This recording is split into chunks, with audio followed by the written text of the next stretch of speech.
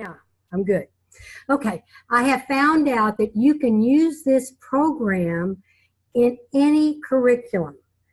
I have had teachers that submit information and indicators in their math class and in their art class, and it works well in all of them. You have to look at it, even though it says STEM, it works everywhere with cooperative learning, with conflict resolution, in every area it can be used.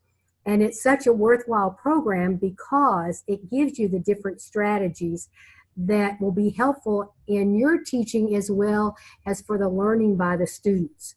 So I welcome you, and I will be here for anything that you need. I will support you in any way. You can email me at vpitts@nice.institute. You can email me through the portal, but I can't answer you back, and I don't see it until I check my own email. And then I will create a new email that I can send directly to you.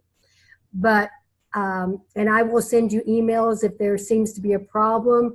I will give you some Zoom time if you need some Zoom time that we can discuss some things that might help you better in any of the areas of this program.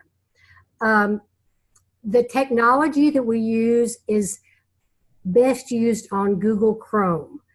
I've tried using it on a couple of others and it doesn't work as well, so we suggest that you use Google Chrome as your browser. And if you have problems, sometimes you have to get rid of all the extensions on Chrome and you need to clear your cache. That's what I had to do the other day. And if there's a problem with you can't log on because it keeps coming up like I had the other day, null, does not exist, then you can email support@nice.institute and they will get back with you and help you do whatever needs to be done. So, are there any questions so far? Last time I went too fast. So, one of the goals of the program is to develop a common language and looking at the STEM instructional practices. There's different strategies we can use for each one of our practices that we do, and we want to promote these STEM outcomes. And we call these teacher actions. And so when you're going to, I'll use the first one, which is the hardest for most of us to do, which is safe and accessibility to the classroom. You have to talk about what the teacher can do to make that room safe, as well as allow for the students to be able to have interaction and move from place to place, getting their supplies. Do they always have to have your permission, or do they feel free enough? Are the norms set up that they can get what they need whenever you release them to do that? So we want to have these as teacher actions as well as the student actions also. I don't know, you probably have your own goals set up that you want to learn from this program. Do you have some specific goals that you have in place already? As a school, we listed those with Craig, I believe, the last time. Okay. Meaning those goals, or you mean the individual goals of each student that's going to be participating? You could, or you could have, you could have your school goals, and they will intertwine with your individual goals as candidates. Okay. And so, and some of the things that people talk about with their goals is you have a year to finish this. And one of the goals may be that you want to finish this before school's out, like March or April. That might be a goal of yours. I think one of the other schools has like an April goal, which then you sit down and you think, well, let me get through with domain 1 at a certain time, then domain 2 at a certain time, and domain 3 to finish up. If you have a goal of April, then you still have May if there's some last minute things that need to be done. So you need to set up some long range goals so at the very end, you're not scrambling to try to find how you can fit all these indicators in. I found for me that doing 2 or 3 a week was very good for me when I first started. Then I got a little, because I wasn't teaching, I got a little more accelerated. But that might be something that you want to do during the holidays. Whenever you're not in the classroom, you might do several more and use the videos that we'll talk about in a few minutes. So set up your own personal goals as well as your school goals on when you want all of these indicators finished so you can all graduate and get your certificates. And you know, your supervisor or whoever's in charge may set those goals up, or you may have already discussed it with Alicia on what the campus goals are going to be in relationship to the goals here. Yeah, we did set some goals actually. Okay, so you have your long range setup already going. Yes, ma'am. Okay, good. So now, once we get through with this today, then you can start your work and submitting it to me. And so you'll get some more of your goals completed. I'm going to interrupt you real quick. Yes, we totally got started on that today, right, Darnita? Yes, ma'am. Okay, awesome. Good, and I'm glad that you spoke about that, because once you have your goals set, then you can work on these. Maybe several of you can get together and work on 1 or 2 or 3, and then you come back and you write it in your own words and you reflect in your own words, and then so you have 3 down and you can talk about it. So you have to pace yourself, because I'm going to tell you towards the very end, when school's about ready to get out, you're tired, the kids are tired, you don't want to go home and have to work on this. So when you have downtime, it might benefit you to do maybe 1 extra one that week if there's some extra downtime. I don't want to take away from your holidays, because my goodness, every teacher needs every holiday that they get. I understand that. So I'm guessing that everybody has been able to log in. I don't have your login credentials, so I'm assuming that you can log in. Well, everyone except for those 2 that we mentioned, and we're trying to get Ms. Rowley, who's just joined us, to get logged in. We'll help her with that. Okay. So there should be some login for you to do it's when you start doing your work. And Alicia talked about this earlier, because I had that Darnetta, you questioned me about the survey, which I did not know anything about. And that's with your campus surveys. That's not with me through the NCST survey. So she explained to me that was a campus survey that you were asking about. Yeah. So, and if they do come up with any surveys, please participate if you have the chance. I know at one time we had some surveys because we had a couple people working on doctorates when we were a little bit, smaller, wasn't quite as many, and they selected people to do the surveys, and that was something they were doing for their doctoral work. And so, but participate if they ask you to, because that's how we set goals. That's how we better ourselves through the program, is with your input and with the surveys. Okay, one of the things, and I'm going to start with, can everybody see my screen with? No, we can't see anything. Well, we can see there's nothing, just the Zoom where you're recording. Okay, let me see what I can do, because I am now, I have extended everything where I can't, it seems to me I cannot, this happened to me before, and okay, now I'm going to share. Now can you see it? Yes. Okay. So this is the dashboard, and this is where, when you open up you log in, you open up, this is what you're going to come to. Now, I am a virtual student, this no longer applies to me. When I log in as a coach, but we get virtual students, and it's me, but it's nothing like what I did, but I did get to fill out a couple of things. So this is what the dashboard looks like. And there's several different things that we have. Now, one of the things is a note area. And when you are writing something or when you're studying something, going through the indicator, you might say, oh, this is a great idea. So you write yourself a note and title it and save it, because this portfolio is yours.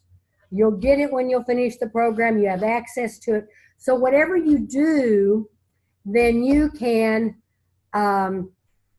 access the information. So if you find something a really great idea, then jot it down, write a note, or maybe you'll want to come back to something that you saw in another indicator that you want to come back and check out.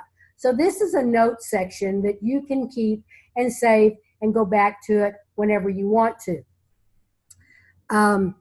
Then you have announcements. And there are some announcements that, like I have a whole slew of announcements on this student one that go all the way back to, several weeks ago. And these they may interest you. They may not have anything to do with you. But you can check them and they'll pop up at another place too, so you can see them. This is a chat. And we discovered that you can chat within your school, the ones that are in the program within your school. However, you cannot chat with another school in your district that's doing the program. It's only within the school that you're working with. But it's a good idea. You might want to say, okay, Alicia talk to me about this, and she sends it to, and another person sends it to Darnita. Darnita says, well, what do you think about this indicator? What ideas did you get when you were doing this? And you can converse back and forth and chat about it, and then when you come back to your indicator, you can fill out your own information, but you can chat about it. Maybe they picked up something that you didn't pick up. So it's worthwhile to do some chatting within the group, within your school. And then this is the email that you can send me, and I get it when this happens to come to my email, my nice email. I can't answer you, but I can get your question, and then I'll just formulate an email and send it back to you.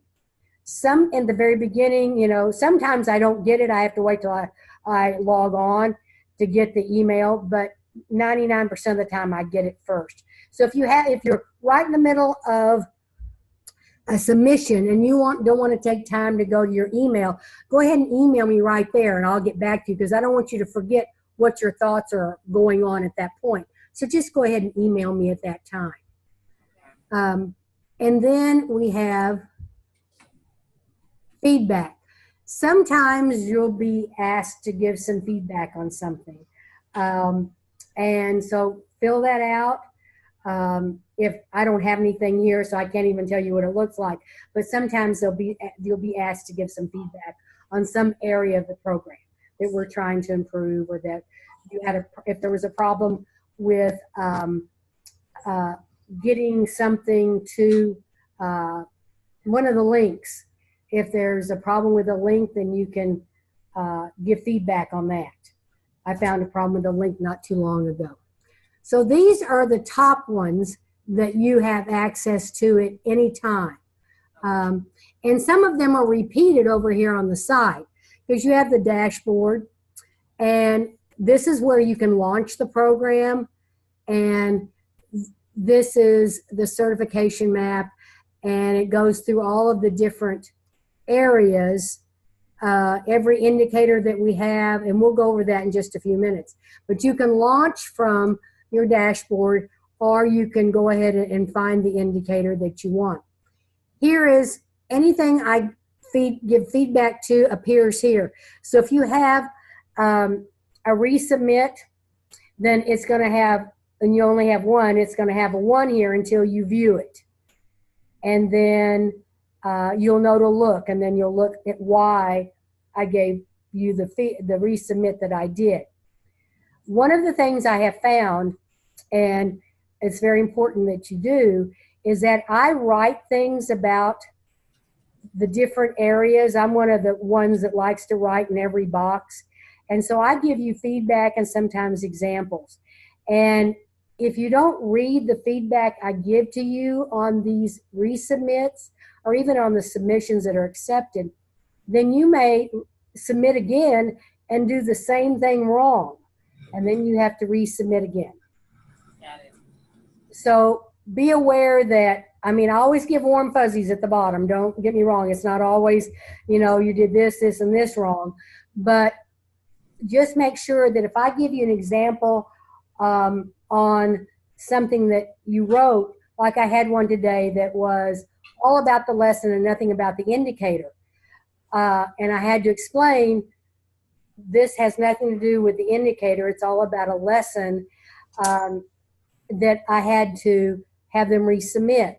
And I had given examples for them to use the first time. So now the resubmit has been done twice.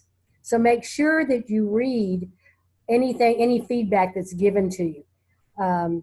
Sometimes it's awesome stuff, and sometimes it's just, you need to go back and reword this because this is really not about what the indicator is talking about. And then you have, over here on this right, you have the indicators submitted.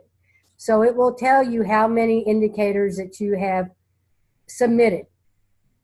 And then you'll get to, and then when they're graded or assessed, it'll come back over here, and this is the feedback view. You can also access them through the ones accepted, through the ones that are resubmit, and through the total. So this is pretty much, and then you still can access announcements here. So everything that really is up here, for a lot of it, is down here too. Are there any questions? Am I going too fast? No, you're fine. Okay, so let's go down this side. This is the most important, or your best friend, as Ashley calls it, little area, because this is your NCST certificate map. You can access everything from here. You can access the getting started, where you set your goals, to clarifying what STEM is, to implementing STEM, and then the helpful documents. And if you notice right here, and this is something we didn't have until must be sometime this summer, is the editable color PDF that you can actually write on and add it, upload it to your, or save as and upload it to your evidence, because it's your evidence document. You still have the grayscale, and you still have the original document that you have to print and then, you know, make a copy and upload it and that sort of thing. But this is really nice. The only problem is I found, because I tried to do one, is that it doesn't have drawing accessibility. So if I wanted to draw tables or squares, I didn't find a way, or maybe I'm just not smart enough. I haven't done it enough to figure out how to do it. But it is editable on every other area. So these are really helpful documents, and you can look at the program guide, the assuming the role of an action researcher, the 15 STEM action that we have.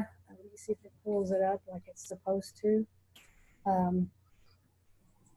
Okay, so these are the 15 STEM actions and we have the 3 domain. So these are all things that you can find from this area. And then I'm going to go back to where I can expand it all again, because it's just easier. And then you get down into the domains, and then the indicators, the different indicators that we have. And when you look at this, when you look at the indicators, you have a briefcase, and this takes you to the content. And the content looks like this at the beginning, and I call these are my little hot dog. What do I call them, Ashley? My little hot dog layers. Your hot dog grill. It Hot looks like dog a grill. Looks like a grill. And this will take you to the first look, and this is about an overview of what the this whole indicator is about. It's like the engage or the hook that you use. It kind of gets you prepared for this area. And then you can go this direction, this way, and this is what you are learning about. This is on indicator 1, so it's safety, accessibility to materials, and organization of the classroom. And then you follow through, and then you can skip all the way down. Here's a reflect that you can, it will ask you some reflection questions that once you've done up to here, you can already have learned some things. And so there's some reflection questions that you can answer on your own. And then sometimes this is how we learn, and there's some other, they have a drop down on distinctive sense. This is on the order of the classroom, so most teachers have a distinctive way of setting up their classroom, and the students get to know how that's done over a period of time. We also have more reflection questions, and at the very end, let me see, that's how we learn.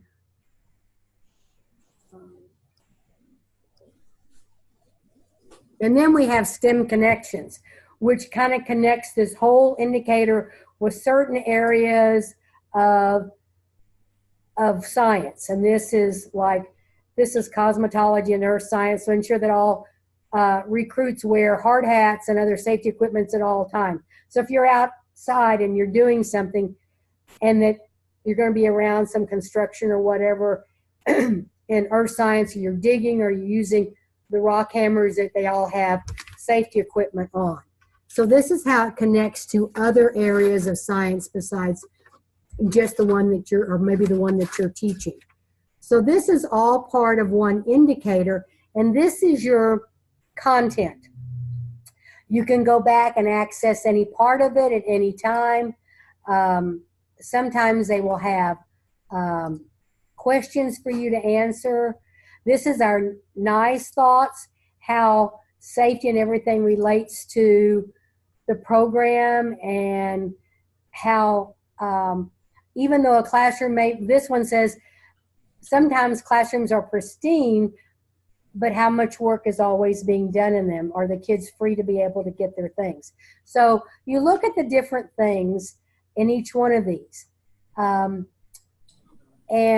then you can demonstrate understanding by looking at you can download your evidence document here, or you can go to a blog, you can go to an article, you can go to all different areas that will help you with this particular indicator. The one thing that I found that was easiest for me when I grade these is I go to the evidence documents, which are down, and I'll show you that in a minute. So I can pick the type of document, whether I want grayscale or whether I want colored or whether I want edited. So this is how you use the this part of the content. And now we're going to go right below that is a briefcase. And with the briefcase, this is where you gather and organize your data. Then you'll upload your evidence document. I cannot upload an evidence document on my virtual student one. I've tried all day yesterday, but I can't do one for me. But you will be able to, and if you have a problem, then I found when I did another one that I just took a picture of it, of my document. I forwarded it to my email address, and then I downloaded it, and then I uploaded it to the file. But I can't do it on this one because of being the student, and yet I'm not a real student. So this is where you would upload it. Sometimes I had one yesterday that was a zip drive. And so that always comes to my computer and goes to my documents. And so I delete those as soon as I'm through reading those because I don't want to clutter up my computer. Plus, I don't want to keep anybody else's work on my computer. So worst case scenario, that can happen. Occasionally, if you can't get anything to work, you can email me the document, but it can't be done more than once or twice because you need this data in your file, in your portfolio. And then this is where you're going with using the evidence here. This is where you're going to give your assessment of where this teacher belongs, whether they're a novice, they're gaining skill, proficient, and role model.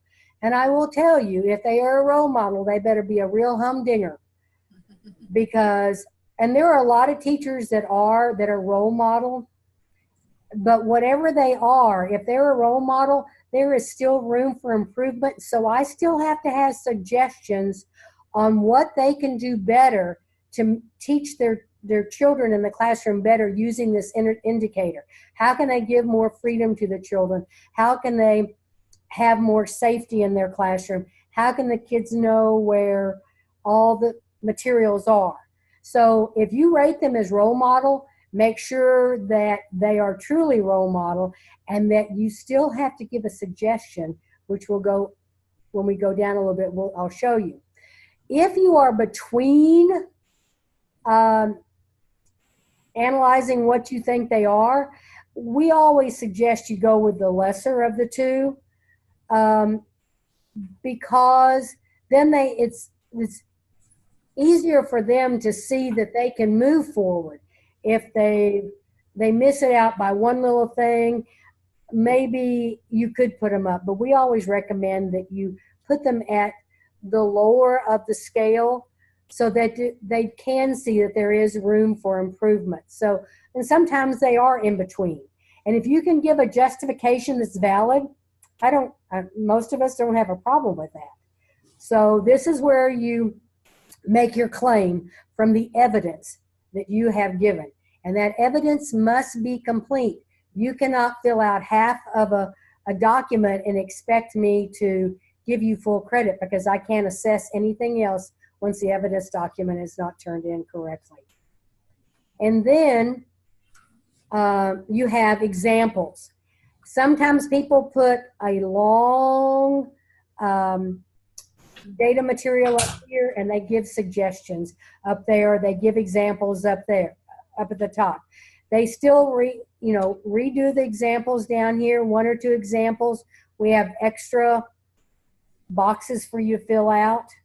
But examples to support your claim. There you gave the person a novice on this one.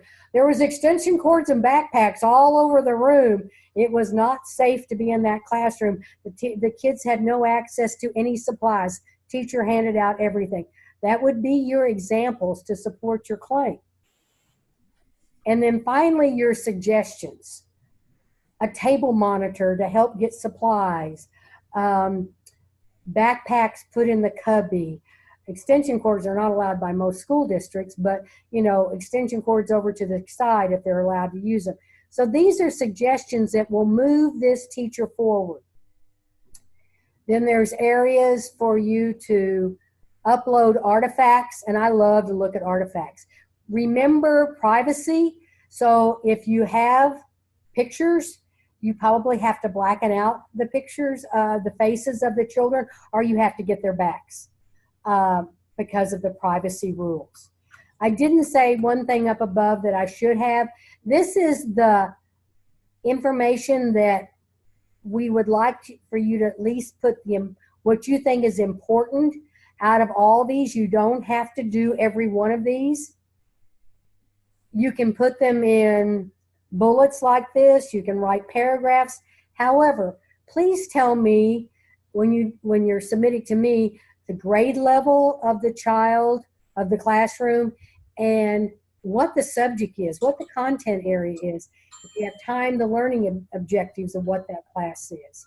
The primary teacher behavior, I've had some that say, teacher was very friendly. That's not the behavior we're looking for. We're looking whether the teacher was interacting with the students, the teacher was walking around the room. The general student behavior is the students are working in think, pair, share. Whatever the students are doing in the classroom is the behavior. General sequence of activities. You need enough that I can see, and I put see in quotation marks, what is going on in that classroom. I'm not there, so I can't see everything. So I need enough to make me see what you are seeing. But it doesn't have to be long and drawn out. It doesn't have to be, 10 paragraphs, whatever you think covers what you are seeing in this classroom. So are there any questions with this? This was pretty fast on the components of what the portfolio looks like. Now, we have our students fill out a permission form for photos and videos and whatnot. So, and Oh, that's no problem then. Okay, Yeah, so we don't have to black those students out because this information is really just going to be between you and ourselves, correct? Right. And once you're done, I'm not going to go into your portfolio unless, somebody asks me to, but I really don't get to see much of it anymore because once I graduate you, I don't see your stuff. Okay. And so, yeah, it's just for me to see. I don't put it anywhere else. Because I have to understand that privacy goes for y'all too, not just the students. So you can I did have somebody ask the last time if we could do videos up where you upload artifacts. It's not enough memory to do a video. And you're not uploading the video of you teaching because we would love to have you videotape yourself. But we know that sometimes the technology is not there for you to videotape yourself. So if you go in to another classroom and you observe another classroom or use one of our videotapes is fine. But when we say videotape yourself, we don't expect you to upload the lesson that you just did. If you can get somebody to come in and start your video camera, or you can do it yourself and videotape yourself because you want to see how you do these different indicators. But we understand that's not always available to you. Well, we're fortunate to have a camera system in each of our classrooms where we can video record and kind of, look back at ourselves and see how we do. Most of the teachers have that. So. Oh, good. So that's for you. And when you're doing that, you may, which I'll go over in a couple minutes when I actually do an indicator, you'll be able to do several things at one time, hopefully. And you could probably, if you choose to, if somebody couldn't get in a classroom for various and sundry reasons, testing going on in your state, things going on that they couldn't get in your class, maybe you would want to share just the video of you teaching, not any of your information that you wrote, but just the video of your teaching. Maybe a couple of you want to do that together, and you can see each other teaching and say, hey, I need to learn that from you, because I've gotten a couple of things from Ashley when I've watched her do a launch, and she's gotten a couple of things from me. So maybe you'd want to do that. So that's strictly between you and the group that you're working with. Got it. Okay. So, and then I've gone the certificate map. So I'm going to go to submission history, and I actually have two on my student one that I'm going to go over in just a few minutes. One of them with you that I have done, and you can see that it stays there. Mine says started, which I've submitted both of them, but they both say started because I'm just a virtual student. Yours will say started when you start, and then I would recommend when you start that every time you write something in, you go down to the bottom and save. Because yesterday I assessed the teachers, and I have no clue what happened. Everything I wrote, I thought I hit okay submit or okay assess. I didn't, and so I had to rewrite everything because it showed I had not even assessed her indicator. So I would go in and save after everything that I wrote, especially like the big data and all these other ones, because you don't want to have to start over again. And if you need to leave, then save it and come back to it. And then once you're finished and you submit, it comes to me on my end and it says pending. And so hopefully within 4 to 8 hours, I have come back to my program and I start assessing everything. I like doing it quickly because you've taken the time to do all the work. It's my turn to be respectful of you and get it back to you in a reasonable amount of time. So I'm really up now. After about 8 o'clock at night, I turn it off and I don't do any more for the evening. But I do try to assess as much as I get every day. So, and then this is back to the My Notes like I showed you up before, which I don't have any. This is your help, and this is an introduction to NCST, getting to know your dashboard, which I actually watched this morning because we didn't have these when I did mine, and learned some things. Here is one you have to watch. This one, the getting to know the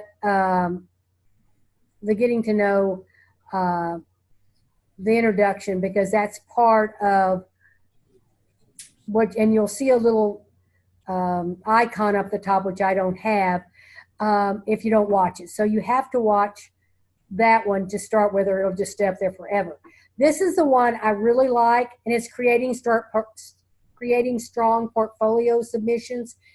You really need to read this so you can see what the expectations are of NCST. It's not a one-word sentence. This is a graduate level program, so it needs to be, doesn't have to be in sentence form all the time, but it needs to be complete and concise. But this one is a really good one to watch. So these are your help.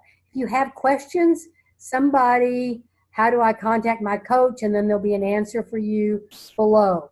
How many indicators can I submit at one time? My recommendation to you is submit one at the beginning to make sure that you are submitting everything that is necessary, and then you can submit as many as you choose to at once. But getting the first one under your belt to making sure you have everything done is necessary. And we're back to the announcements. Here's our video library, which it's divided into the different actions, the classroom levels like elementary, high school, middle school, and the different indicators. So if I go to processing time and I want middle school, then I can go to the bottom and say apply. And so there's not any there, but there should be. I could probably expand something and it would be there. So you should be able to find videos divided up into whatever indicator that you are looking at. And finally, here is on the side, here's your collecting evidence documents. And these are ones that have to be downloaded or printed. And then uploaded again. These are not your editable ones. That can only be found on the expansion of the map. But these you'll see off and on. I seem to only have one at this point.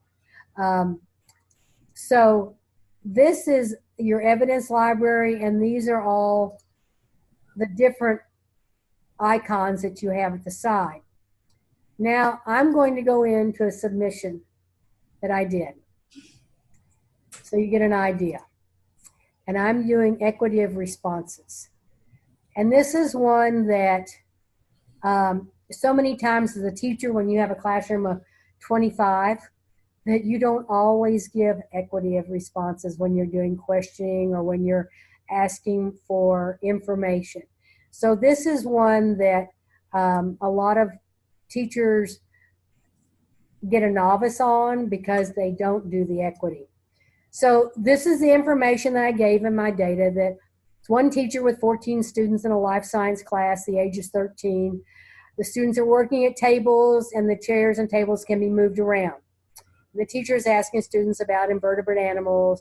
Students are answering questions such as, what does the word invertebrate mean? Where do invertebrates live? Do invertebrates live on land, water, in the air? Teacher is calling on students in the class, and the students raise their hands when they want to answer, and the teacher calls on them. Some of the students do not raise their hands, and the teacher does not call on them. All of the students are listening, but not all are participating. So that lets me know a lot about this class, that I didn't give anything, I didn't give any growth opportunity. I just told you what the class was going on. That there was kids in the class, but they weren't being called on. They were listening, but they didn't raise their hand. So the teacher did not call on them. So I do not have an evidence document, but I do have one, and I'm hoping that this will come up, that you can see my evidence document. Can you see my evidence document? Yes. Okay, this is my evidence. It's dark, but we see it. Yeah, it's one that didn't do too well, but it's better than it was. Okay, so I have the teacher in the front of the room. These are my students. I marked one there that she called on. Here's another. These are all my students, and there's 14 students, and there was 1, 2, 3, 4, 5, and 6 kids were called on out of 14. Only one was called on in the back of the room. So down here at the bottom, it says what percentage of the students had the opportunity to express their thinking by responding to the questions. Well, 6 out of the 14, so that's only 43% of the students. And so then I had to explain what happened with the students. So I said students in the back of the room were not called on except for one who had his hand up. And the students who had their hands up or stood up were called on. Most of the first 2 rows were called and only one on the last. So you had 2 people on the first row called on, 2 people on the second row, and one got 2 answers, and only one person on the last row with only 1 question. So they only had 43%. So now I'm going to go back and to this. Now you should be able to see my submission. So I come down here to my claim, and I look at these, and it says that, can you see this screen? Just check.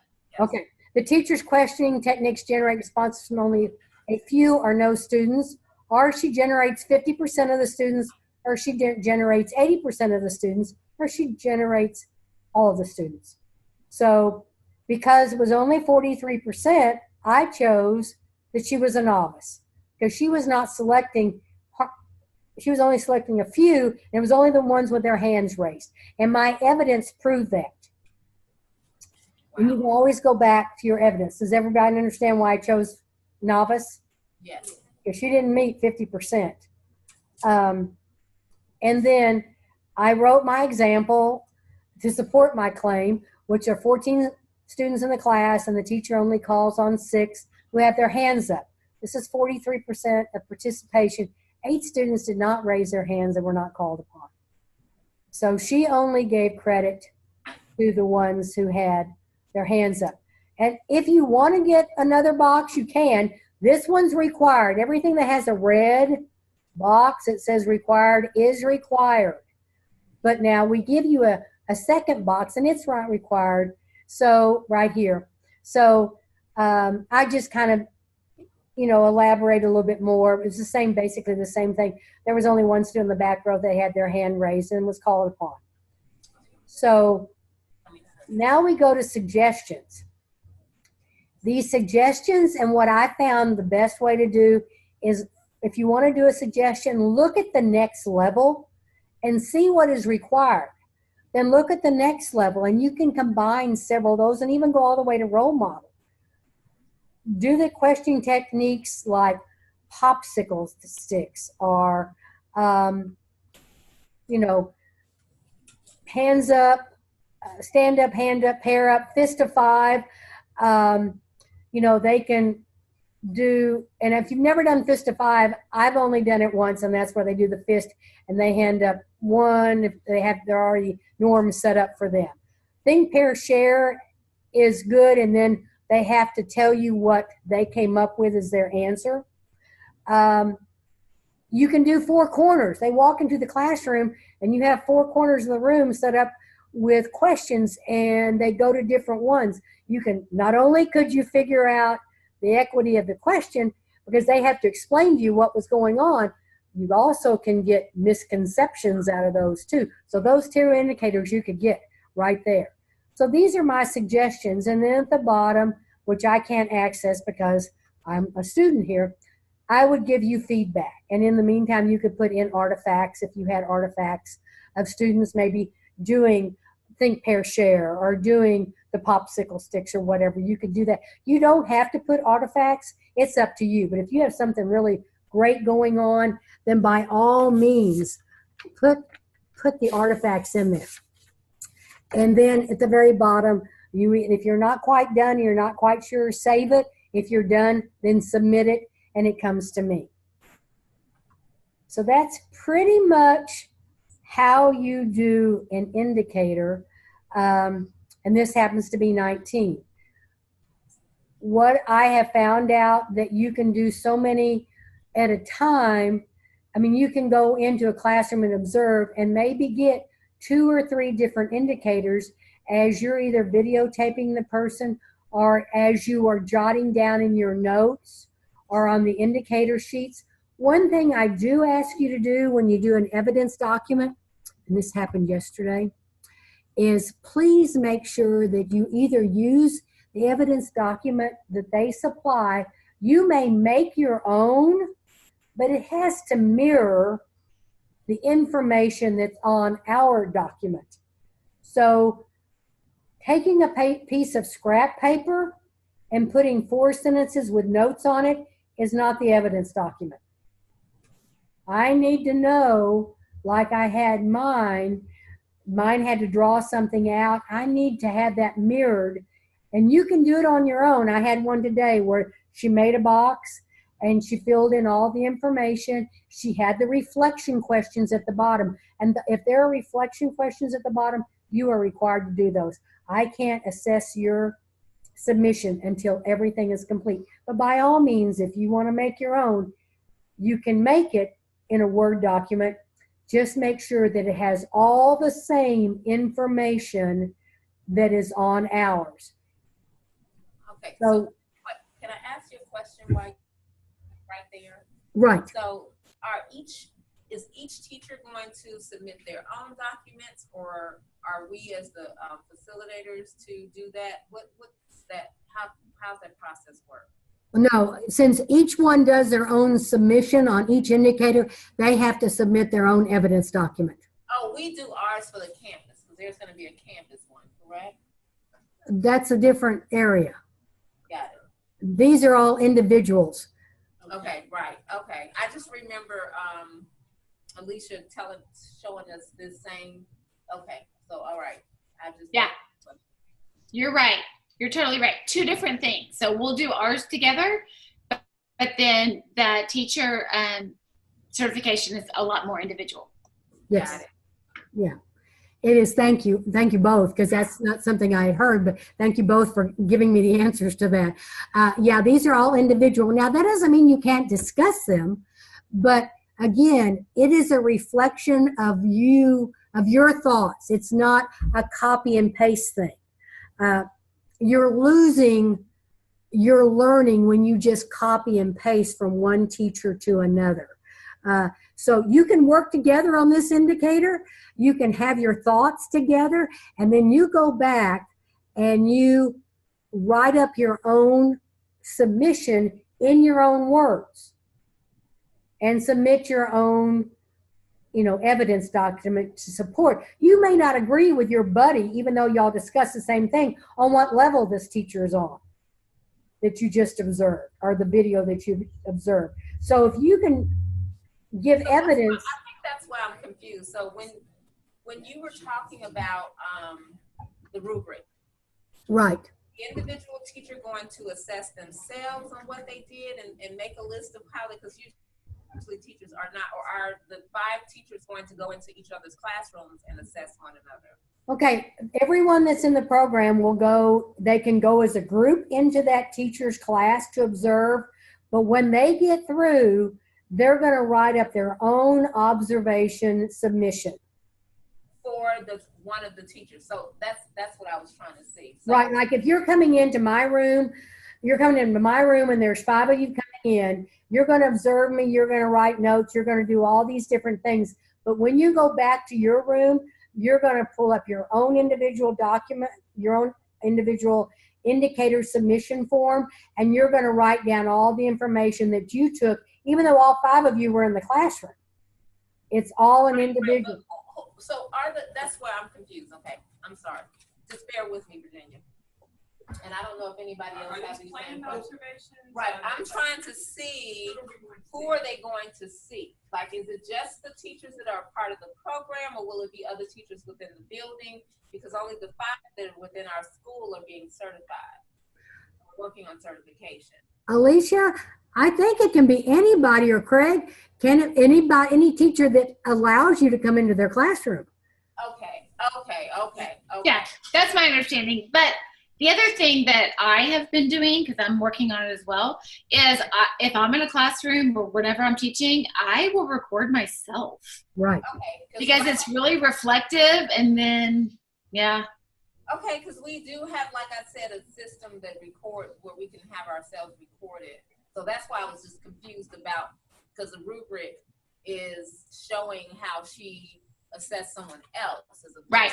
So we can assess our own work if we have recorded it and are viewing video on it. Did you hear that? Yes. Yeah, you can record yourself, because it says the teacher's questioning techniques on this one. So you can say, were my questioning techniques, including everybody, were my question techniques effective to enable everybody to express their thinking? So it just says the teacher. It could be you, the teacher. It could be your neighbor, the teacher. It could be the video teacher. It could be, and I will tell you, if there's not a video on our video, you can go to YouTube. I was a retired teacher. I went to YouTube a lot. I wasn't in the classroom. They were doing state testing. I couldn't go in the thought that was allowed. So basically, it's just your idea of what's expected for STEM. Is that what you're trying to pretty much teach? Like how STEM should be done?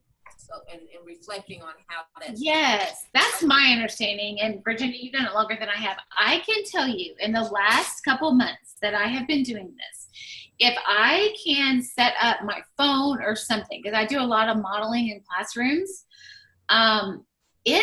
it has been extremely powerful for me to go back and look at some of these things, especially like questioning the amount of time I spend talking versus the amount of time kids spend talking. And Virginia, correct me if I'm wrong, you guys can look in to see where your teachers are, but as far as reflecting and suggesting improvement, the only person that sees that is the teacher and you, right, Virginia? No, the only person that sees these submissions is me and the teacher that did it. Right. That's it. So right. The teacher that you're observing is not going to see it, and you'll see what I write back to you if you were the one observing yourself. Right, but if they're reflecting upon themselves, that's what I was saying. Right. Like if I'm reflecting upon my own teaching and I go, wow, I really next time should have blah, blah, blah, blah, blah.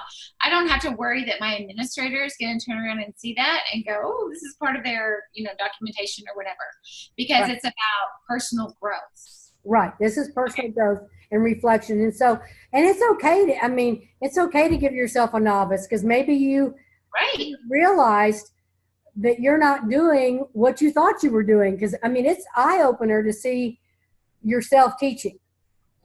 When I go back and do this, because I've recorded this, when I go back and watch it, it's an eye-opener on how I did this, launch today. And I try to change things about. Today, I was like, oh, if I did this again, I would, so that's the purpose too, right? Is it super reflective? Yeah, it's a reflection on you, if you're the teacher that's being observed, are you observing yourself, or it's a reflection on how that teacher did that indicator. But you, by no means, you're not the you're not the administrator, so you're not going to go in and say, hey, you did a lousy job of questioning those kids. This is just for you to be able to show that there is a diversity, and it's not always good in the way teachers teach. And sometimes it's role model. And let me tell you, I have learned so much from reading these submissions that I could have been 100% better teacher than I was, because this wasn't around. Because it gives such great ideas. And if you get to talk with one another, you'll come up with even greater ideas. But some things I never even thought of to do in a classroom. So, but it is a reflection on you if you're the one that's videotaping yourself. Any other questions? Did I answer everything? Craig, Ashley, did I go over everything?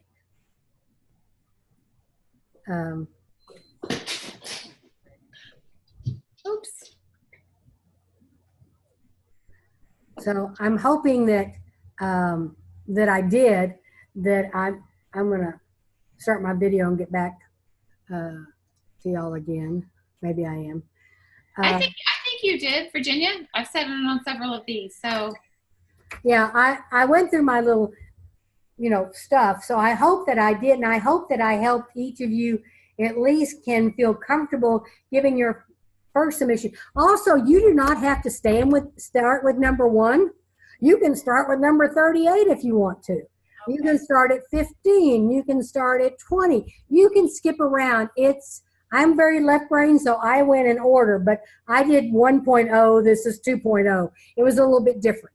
So, but you can start anywhere. If you want to start with 1 and then go all the way to 38. And one thing that I want you to understand when you get ready to do the PBLs, ours are project-based learning, not problem-based learning. There's a difference between the two, and we want something. It's not you have an end piece, whether it be a gallery walk or pamphlets or a PowerPoint. With our project, you're solving a problem, but you're doing it through some type of instrument that you can present to a class or to some outsiders or to a professor. But these are ideas that, you must have an authentic question to begin with that relates, but these are project-based learning. So say you have, your school has a garden and it's just full of weeds. Then this is a project you're going to do, and maybe you'll get some gardener involved that you want to plant these flowers because it's in the sun most of the day, or you want to do this. And then you're going to present with a PowerPoint or a gallery walk of pictures of what your garden looked like. And there is a problem to solve, but you're doing it through a project. Got it. So EDPs, engineering design, make sure that you read through the whole engineering design because sometimes people have them building before they design it. They just say, okay, kids, go ahead and build something. Well, they have to design it with the process in engineering. And hopefully if you get to sit in one, they do testing and then have to go back. And this is where you can work with failure, how to accept the failure end of it and not be harsh on them and let them know that learning occurs when you fail. If not, we wouldn't have the medicines today, or we wouldn't have space travel. Exactly. So you can do lots of different indicators at one time. But if there's, I hope that I've helped you enough. Like I said, I will be your coach at any time. Email me if we need to do a Zoom session. I can set up one. The only day of the week that I cannot do an afternoon Zoom of any kind is Mondays, and that's Grandma Day, take granddaughter to dance. So I'm already taken up that afternoon. I can do it in the morning, but I can't do it in the afternoon until after 6 o'clock. And essentially what I've heard from all of this, though, it would be good to go to the content part of the indicators to really know what it is that's expected before actually working through your portfolio to submit. Right. You'll go to the content and read through it, if it has a video for you to watch, if you have done EDPs, then you might want to maybe look through the portfolio one time to see if you think you know enough. If not, I always looked at the content first, just so I had my feet wet. Okay. And you can go back to the content at any time. If you don't like what you wrote, then don't save it at the end, and you can start over again, or save it and go back and correct what you want before you submit. Believe me, I don't like having my candidates resubmit. I had enough of my own resubmits, but we also have criteria that we have to use because of our goals with STEM scopes, and we also work with ACE. And so they have criteria that have to be met. And so, we can't, we have to stay with that criteria. Any questions? And I'll stop talking so you can go home probably. No questions at this time. No, none? Well, you don't know how much I appreciate you listening to me, even though I flub some. You did great, Virginia. I learned a lot today. This is my third or fourth, so I learned a whole lot. So thank you. So thank you. And I hope to get to see some submissions over the next week or so. Don't feel rushed. You have your guidelines and your, so you know what your criteria and your dates are that have to be done. And I know you're working with Alicia, and I just met Alicia the last couple times, and I know she's a strong person. I can tell by how she, gets into and discusses things with the group. So I thank all of you. Craig, are you still there? I don't think so. I think he had another call. Okay. So Ashley, you have anything to say? I think she did too. Okay. So it's just us. So if there's no more questions, I'm going to let you go back and go home. And thank you so much. Thank you. Great. Bye, ladies. Bye-bye. Bye. Okay. I need to stop now.